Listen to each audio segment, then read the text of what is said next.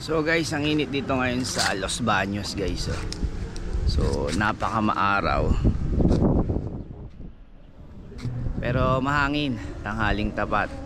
So guys, tingnan nyo, babad sa araw yung ating G-Tour T1. So pag ganyan, papakita ko sa inyo paano i-start yung kotse nang hindi kayo pumapasok. So ayan, siguro malamig na siya. Pasok tayo guys.